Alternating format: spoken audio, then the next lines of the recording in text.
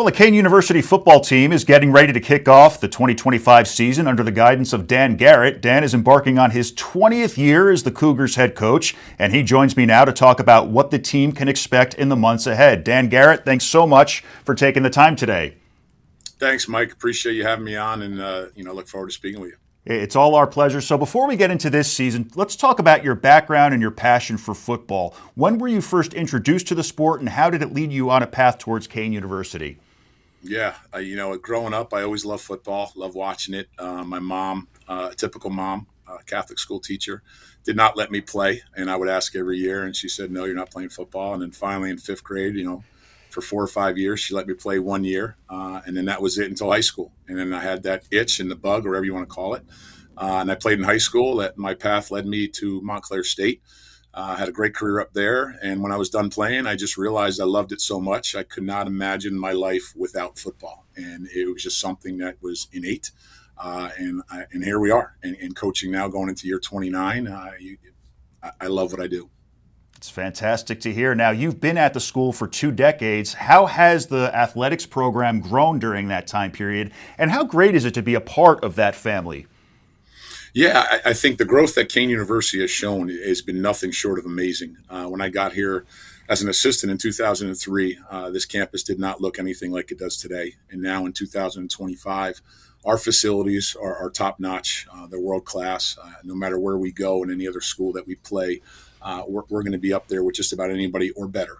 So when you have people that come on campus, you have a wow factor. There's still a lot of people, South Jersey, that didn't visit Kean before, and they come up here like, wow, I can't believe you have this, and I'm so happy I came up. So the growth has been really, it's been rocketing. And now when you look at the buildings and the academic buildings and the campus and the growth that it's shown growing across Morris Avenue, it's been nothing short of amazing, and our athletic facilities are amazing. And to be a part of this family, we have a lot of coaches here. As you know, you've interviewed a lot of them, guys like Neil Ivero, Margie Acker, the softball coach, Brian Doherty. We've been together here for a long, long time. So it's really nothing short of a family. And then you add all these other new coaches. I'm really good friends with Chris Swenson and Mo, the field hockey coach, and Sarah, the lacrosse coach, and so many others, not to name them all. But it is, it's like having a nice little family when you come to work. And it really is a family atmosphere with among the coaches and staff. Absolutely love to hear that. Now, looking ahead to this season, who are some of the players we should be on the lookout for this year? Whether it's the star players or someone you think will have a breakout year, who are the names we should listen out for? Yeah, I think one, when you talk about, defensively, Chris Amos is a senior. He's a returning first-team all-conference guy in the NJAC. He had a great year last year. He was dominant with every statistical line you can imagine as a defensive player. Tackles, sacks, interceptions, fumble recoveries. He had it all. Ran 2 touchdowns back on fumble recovery. So he's a guy that you should be looking out for. And he's drawn some NFL interest. We have actually the Ravens coming here today because in the spring he ran a legitimate 4.5 on the clock. For 2 NFL scouts, the Commanders and the Eagles. And with that being said, when you can run like that and you're 6'3" and you play DB, you're going to get a look. So he was definitely be a name. Some other guys on the defensive side of the ball. Trey Allen's going to be a junior at the cornerback position. Nicky Atchison is a defensive lineman. Claude is also another guy in the defensive line. We have 3 really good inside linebackers that are going to share time. Rodney Aqua, Alex Dekas, and Noah Mamry. And on the offensive side of the ball, you have some guys who've been with us a while. Christian Bueno had over 60 catches last year for us on the offensive side. He's coming back. He's a junior. Rocco is our quarterback. He'll be a junior, so look out for him. And then 2 seniors, Jalen Gundy is a wide receiver, and Matt Vingera. All have playmaking ability. And junior in the backfield, Ali Marzouk. I think all those names have the potential to not only lead us, but have ability to be better than they were a year ago and really help us out on the football field.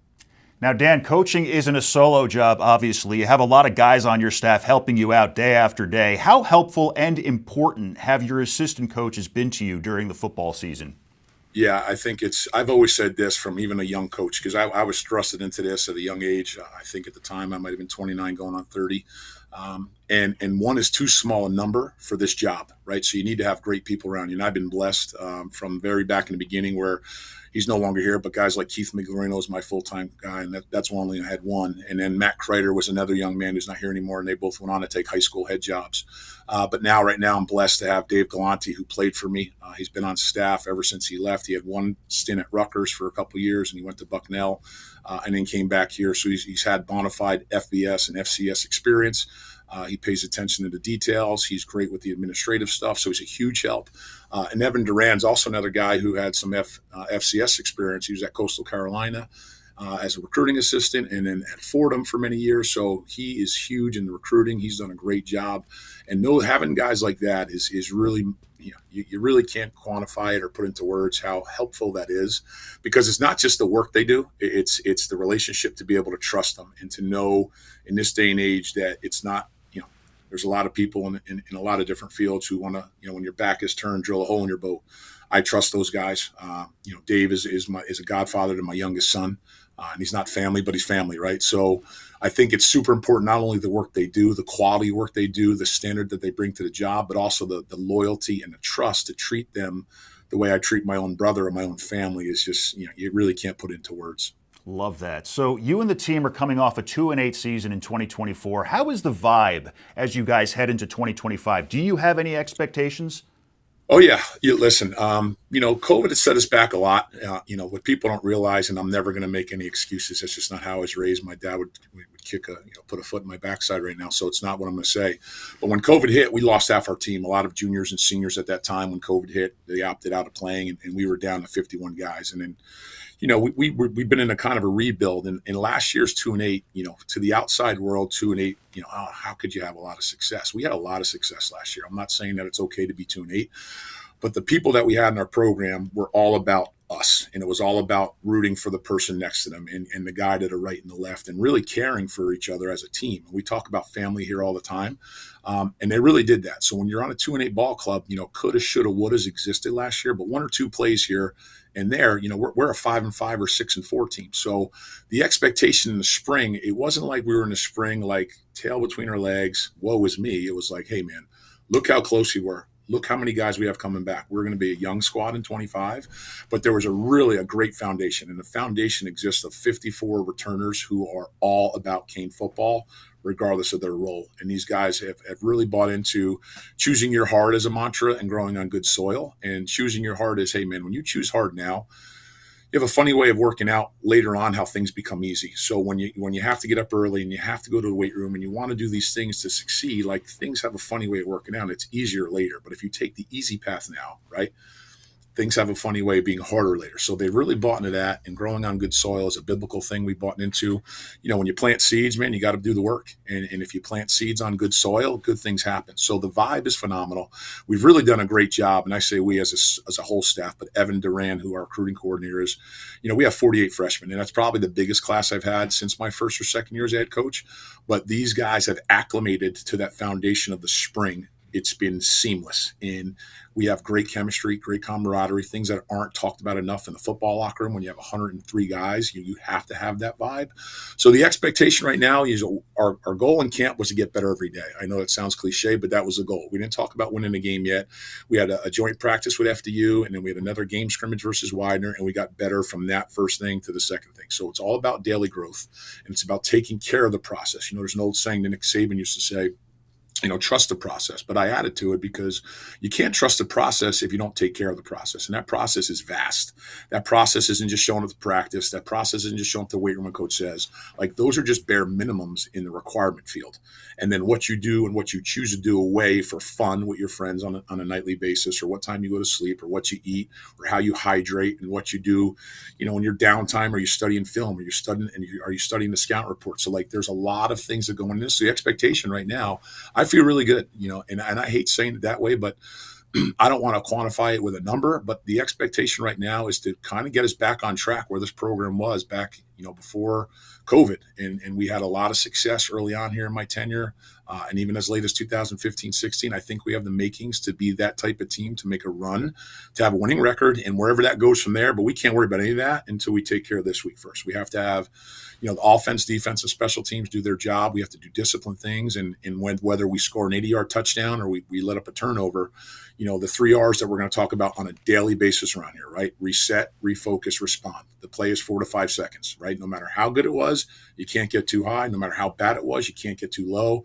The next play is the most important play. So we reset, we refocus, and respond on that critical moment of time that you can control.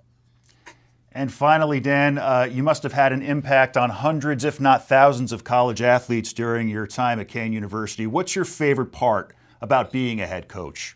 Yeah, I think, listen, where I am now, I can't believe how fast it goes. You blink and you're at 20 years.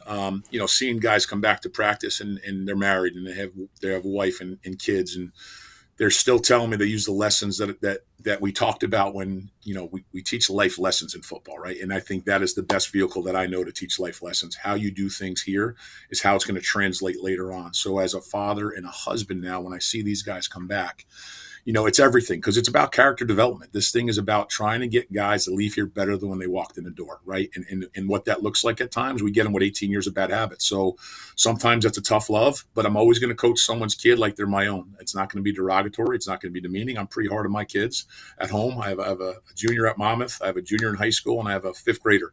And I'm just as hard on them as these guys, if not harder, because there's a way you need to do things, right? The standard in life shouldn't get lowered, right, to meet that standard. The standard is here, and no matter what you do, you elevate your performance, whether it's in a classroom, as a son, as a boyfriend. Everything you do, how you do anything is how you do everything. So you should be mannerable. You should do the right things. You should take care of your business on a personal level, not on social media. And like all those things translate to see these guys come back now in their 40s, right, and have a wife and kid and successful in careers like state police, FBI, have a lot of law enforcement people and teachers. It's funny how it works out, right? Because, it's servant leadership, and these guys are all doing great things in the world. And I couldn't be prouder to have this privilege and honor to be the football coach at Kean.